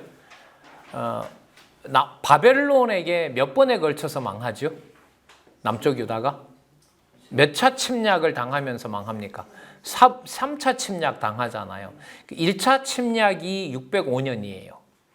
2차 침략이 598년인데요. 598년인데 2차 침략이 지나서 5년이니까 595년이 돼요. 593년이 됩니다. 그럴 때 누굴 부르냐 하면 에스겔을 불러요. 그러니까 이렇게 됩니다. 예레미야는 1차, 2차, 3차 패망하는 과정을 다 보면 예언했고 다 이루어요. 근데 에스겔은 하나님이 특별히 자, 그래서 에스겔을 집어넣지 않으면 이렇게 정리가 돼요. 그 예레미야를 통해서 다 망했단 말이죠. 예언한 대로 다 망했어요. 그다음에 붙잡혀 갔어요. 붙잡혀간 일 중에 누구 일이 사건이 들어있느냐. 붙잡혀간 다음에 다니엘 사건이 일어난다. 이렇게 해도 말이 되거든요. 근데 이 사이에 2차 침략이 끝나고 거의 이제 막 그 성전이라는 건물밖에 안 남았을 때인데 하나님이 누구를 부르시냐면 에스겔을 불러요. 그러니까 에스겔은 2차 침략이 끝나고 뭐가 시작하기 전에 마지막 멸망하기 전에 부르는 선지자가 누구냐면 에스겔이에요. 이게 아주 좀 특별한 의미가 있다고 봐요. 그 다음에 다니엘은 아시겠지만 605년에 붙잡혀 가서 뭐 할 때까지 70년 후에 돌아올 때까지 그러니까 이런 거 참 이것도 재밌는 사실인 건데요. 여러분 605년에 잡혀가서 70년 동안 바벨론 왕 느부갓네살에 의해서 나중에 바벨론 다음에는 어떤 제국이냐면 메대와 파사 제국인데 메대의 다리오 왕에 의해서 다니엘이 페르시아 제국 초반부에도 뭘 하냐면 총리를 해요. 그러니까 이게 붙잡혀간 게 아니라고. 우리가 일본에게 나라를 망했는데요. 예를 들면 우리나라의 그 어떤 그 왕실의 어떤 청년 하나가 가서 일본에 뭐가 되냐 하면 우리가 45년 우리가 몇 년 우리가 종살이 했죠, 일본에게? 35년이라고 보통 얘기하죠. 그 35년 종살이 하는 동안 35년 동안 우리나라에 잡혀간 그 어떤 청년 하나가 일본이라는 나라를 뭐 하는 통치한다는 일이 벌어지면 돼요. 벌어졌다고 보시면 돼요. 그게 다니엘서예요. 그러면 다니엘을 통해서 다니엘을 하나님께서 70년 동안의 총리로 세워서 여호와에 대해서 유다 백성들에게 어떻게 했어요? 가르치도록 한 거죠. 그러면 나라는 망했다고 하지만 여호와 하나님은 약속대로 이루셔서 붙잡혀 온 거지만 더 뭐하게, 더 분명하게 남쪽 유다 백성들에게 뭐 하는 일이 벌어진 거죠? 가르쳐주는 일이 벌어진 거죠. 그러면 나라가 망해서 종살이 하니까 그리고 또 나라가 바벨론이 엄청 강한 나라니까 제국의 보호를 받으면서 누구에 대한 공부를 하게 된 거죠? 여호와에 대한 공부를 다니엘이 하게 됐고, 그 사이에서 누가 커요? 에스라가 크고, 그 다음에 스룹바벨이 크고, 느헤미야가 크는 거예요. 하나님이 이런 방법으로 하세요. 이게 하나님 주권성인데, 그러면 나라가 망한 일이 잘못된 일이다, 안 된 일이다라고 말할 수가 있다, 없다? 없다. 그걸 어디를 염두에 두고 정리를 하면 더 선명하다? 그렇죠. 아가서뿐만 아니라 어디에서? 전능성에서부터 아가서 전체 찬양을 통한 언약에서. 자, 그래서 선지서를 공부하실 때, 자, 오늘 강조 하나 할 사항. 이사야부터 말라기까지 사건들이 수십 가지, 수백 가지가 나오거든요. 그 사건이 있을 때마다 뭘 염두에 둔다? 찬양을 통한 언약 속성 5가지를 꼭 염두에 둔다. 그게 한 문장 안에, 한 사건 안에 5대 속성이 다 들어가 있습니다. 숙제 내드릴까? 이 좋은 숙제를. 이건 함부로 할 수 없는 숙제예요. 선지서를 쭉 읽어 나가시면서 무슨 말씀 하시네? 하나님께서 이사야한테, 예레미야한테, 그럼 여기서, 자, 다른 거 다 빼고요. 우리가 공부한 내용만 복습한다는 의미에서 전능성이 어떻게 나타나지? 여기서 어떻게 신실성이 나타나지? 어떻게 주권성이 나타나지? 어떻게 영원성이 나타나지? 어떤 과정으로 자비성이 나타나지? 그걸 찾아내게 딱 되면 한 문장 안에 이게 막 같이 붙어 있어요. 자, 이걸 왜 중요하게 여기느냐? 나중에 그리스도께서 오셔서 선지자직을 성취하실 때 보시면 예수님께서 말씀하시는 그 선지자직 속에 무슨 속성이 다 나타난다? 5대 속성이 다 드러나요. 성령께서 오셔서 짧은 거 들을까요? 베드로, 요한 3서나 유다서 한 장밖에 안 되는 것 속에도 뭐가 다 드러난다? 5대 속성이 다 드러난다. 한 권이 아닐래야 아닐 수가 없는 겁니다. 이게 이제 남아있는 저희들 공부라고 생각을 하는 겁니다. 자, 다니엘은, 자, 그래서 이사야부터 다니엘까지 보면, 이사야는 북쪽 이스라엘 망하기 전에 남쪽 유다에게 얘기한 거고요. 그러니까 북쪽 이스라엘이 망하기 전에 불렀지만 예언의 초점은 어디에 맞춰져 있어요? 그 740년, 자, 100년 빼보세요. 몇 년이죠? 640년. 605년이니까 앞으로 135년 후에 망해가기 시작할 남쪽 유다에 대해서 예언해주는 내용이 이사야라고 보시면 돼요. 일단 때린다라는 내용은. 그러니까 135년 후에, 130년 후에 얼추 잡아서 남쪽 유다가 망할 것을 예언해주고 있고요. 자, 예레미야는 640년으로 보면 앞으로 5년이니까 35년 후에 이제 망할 나라라고 얘기를 해주고, 예레미야는 붙잡혀갈 상황까지 다 설명을 합니다. 붙잡혀간 상황까지. 그러니까 1차, 2차, 3차 침략을 여호와께서 뭐 하신 대로, 언약하신 대로 다 이루었다는 걸 설명을 또 한 번 합니다. 세 번째, 자, 그러면 참 생각해 보세요. 선지자들을 자꾸 보내는 게 왕의 입장에서 보면 자꾸 망한다고 하니까 듣기 좋아요, 싫어요? 한 명 와서 떠드는 게 좋아요? 4명이 떠드는 게 좋아요? 예, 욕을 하러 왔는데 이웃이 1명 오는 게 좋아요? 4명 오는 게 좋아요? 우리 기준에는 4명이 와서 망한다고 하는 게 좋지만은, 뭐로 보면 싸매고, 또 예레미야가 후반부가 뭐죠? 나중 주어가 심고 또 그 에스겔 후반부가 모으고 또 다니엘서 후반부에 성민 나라 세우고 그러니까 싸매고 심고 모으고 또 세우고라고 하는 것을 네 번 말하는 게 좋아요? 아니면 한 번 말하는 게 좋아요? 예? 네 번에 걸쳐서 자꾸 말해주는 게 듣기 좋은 거죠. 자, 그러면 이사야부터 다니엘서까지 내용은 하나님께서 세워놓은 나라를 선지자들을 보내서 뭐 한다? 다 때려버린다. 때리고 이제 이게 구약 성경의 마지막이니까 누가 가서 세운다? 내가 가서 세운다. 내가 가서 세운다. 자, 내가 가서 세우는 것에 대해서 왜 그렇게 세우셔야 되는지에 대한 내용들이 선지서 앞부분에 나왔던 뭐에 있어요? 5대 속성에 다 나타나 있는 거죠. 그러니까 이스라엘 백성들에게는 그 5가지 내용을 충분히 역사 속에서 보여줬는데, 자, 선지서에 넘어오면 강조점이 뭐냐면 그걸 다윗도 못했는데 누가 해요? 여러분, 다윗 이후에 다윗 왕조가 그 하나님이 세워놓은 하나님 솔로몬을 통해서 세웠던 나라라든지 왕궁을 제대로 관리를 했어요? 못했어요? 못했잖아요. 결국 망하잖아요. 그러면 이제 질문이 생겨요. 어떻게? 다윗도 못했던 걸 누가 와서 하지? 그리고 바벨론 포로 이후에는 계속 독립을 해요? 아니면 다른 나라의 종노릇을 합니까? 종살이를 하잖아요. 그럼 도대체 누가 와서 한다는 거야? 질문이 생기는데 하나님은 거기에 대해서 선지서에서 답을 하고 있죠. 누가 할 거다? 누가 할 거다? 내가 할 거다. 왕이 누구다? 내가 왕이다. 그럼 본인 이름으로 누가 오시는 거죠? 메시아가 와서 이 모든 내용들을 이루시는 거예요. 자, 그런데 여기서 소선지서가 또 중요해요.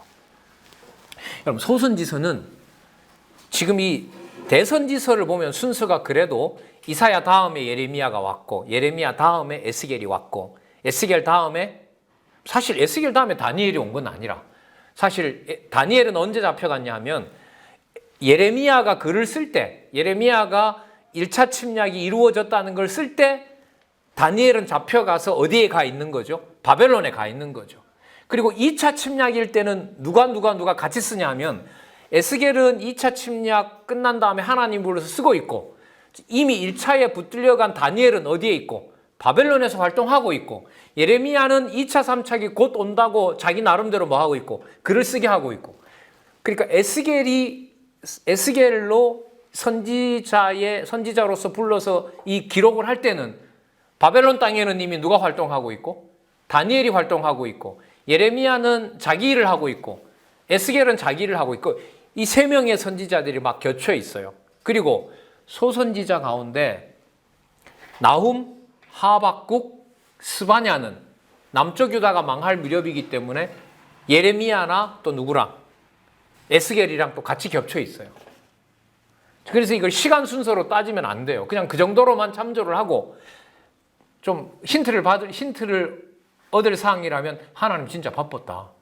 같은 시대에 뭘 하게 어마어마한 분량들을 대선지자들을 통해서 쏟아 놓으면서 소선지자 3명도 쓰고 있고, 그러니까 이사야를 불렀을 때는 누구를 불렀느냐? 앞에 나타났던 선지자들 있죠. 호세아, 그 다음에 요엘, 아모스, 그 다음에 오바댜, 그 다음에 요나, 미가. 이 6명의 선지자들을 이사야 선지자들 시대에는 같이 불러요. 그런데 여기서 보면 오바댜 같은 경우에는 호세아, 요엘, 아모스, 오바댜 4번째 나오는 오바댜는 언제 사람이냐면요, 이사야보다가 100년 앞서요. 그럼 몇 년이 되죠? 이사야가 아까 740년이니까 840년이에요. 그러니까 하나님께서 선지자들을 시간적으로 보면 언제부터 부른 거예요? 840년. 그러니까 그 솔로몬이 죽은 다음에 100년 후부터 나라를 내가 뭐 해버리겠다? 뭘 해버리겠다라는 약속을 시작하는 거예요. 자, 여기서 아까부터 계속 말씀드렸던 거, 시가서에 나타난, 특히 시가서 마지막 주제인 여호와의 자비성을 꼭 염두에 두셔야 된다. 자비성. 그러면 거기서 예고가 되죠. 아, 이게 술람미가 몸이 망가지는 것이 위에 올라가게 되면 변함없는 사랑을 이루어가는 거기 때문에 때리는 것이 뭐가 다가오는 징조다?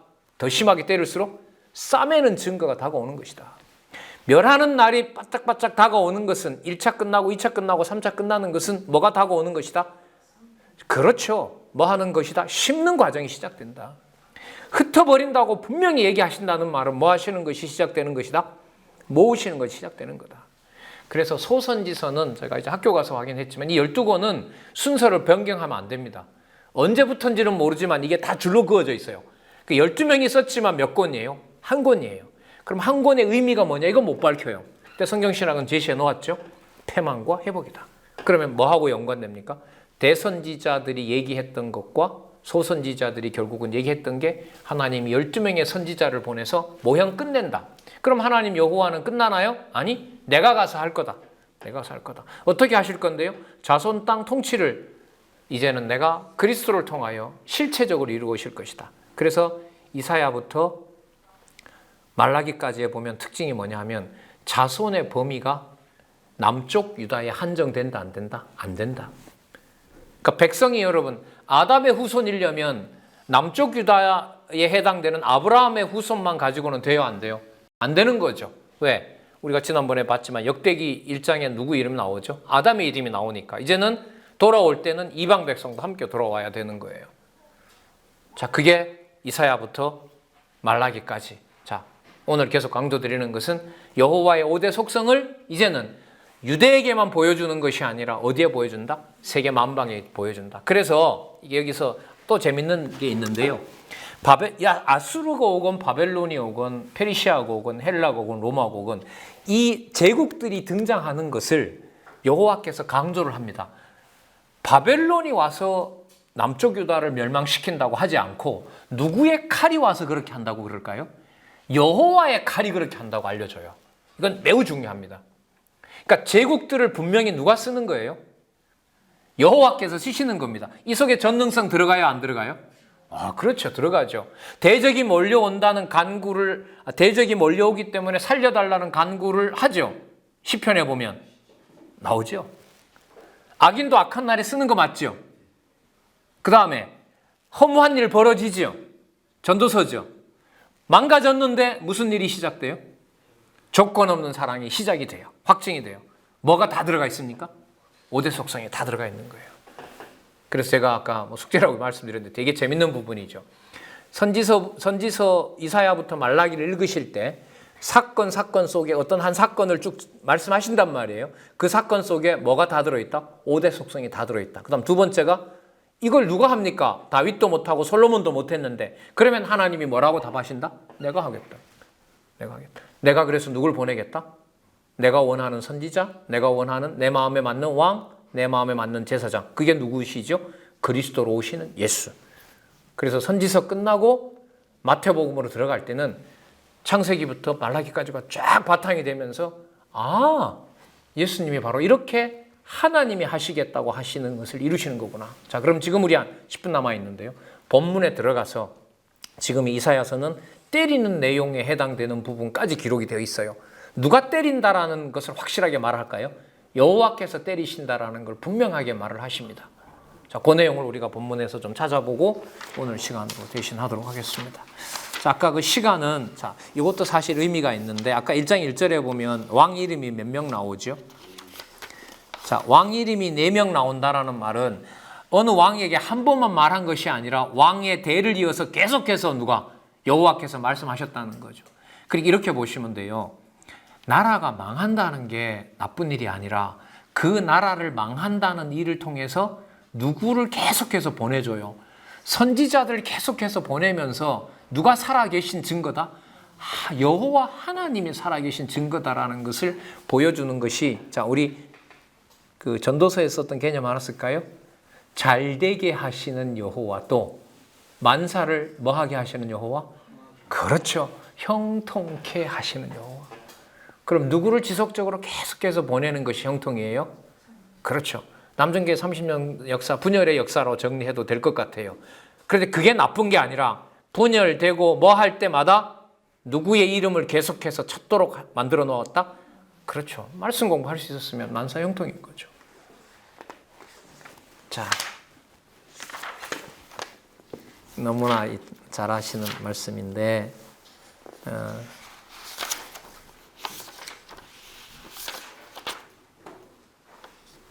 1장 6절 한번 볼까요? 4644.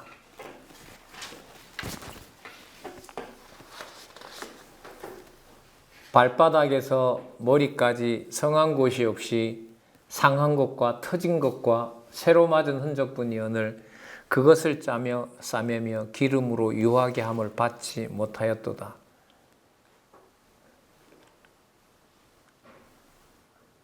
아가서 5장 10절에서부터 16절 비교 빨리 적으세요. 연결고리예요 이거. 아가서 5장 10절에서부터 16절. 그리고 아까 아가서 몇 장과 몇 장의 신부를 찬양한 노래 나왔었죠? 4장과 7장이었었죠? 그죠? 연결시켜야 돼요 이거.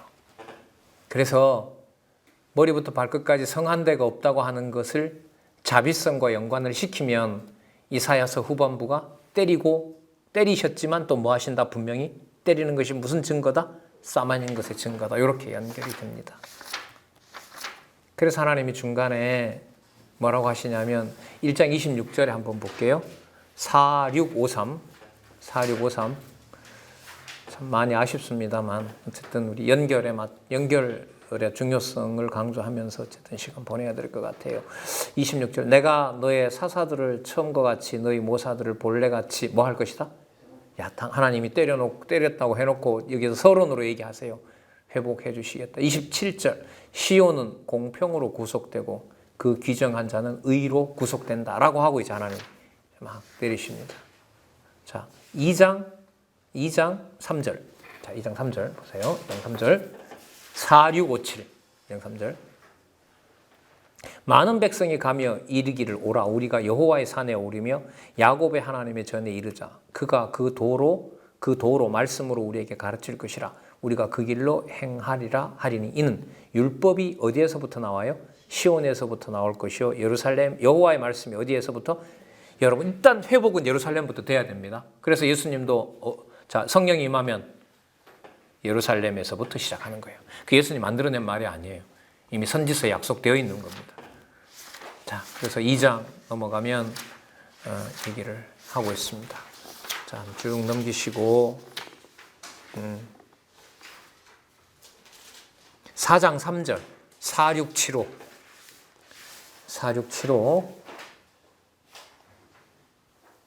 4장 3절 시온에 남아있는 자 체크하시고요. 예루살렘에 머물러 있는 자 곧 예루살렘에 있어 생존한 자 중 농명된 모든 사람은 뭐하다?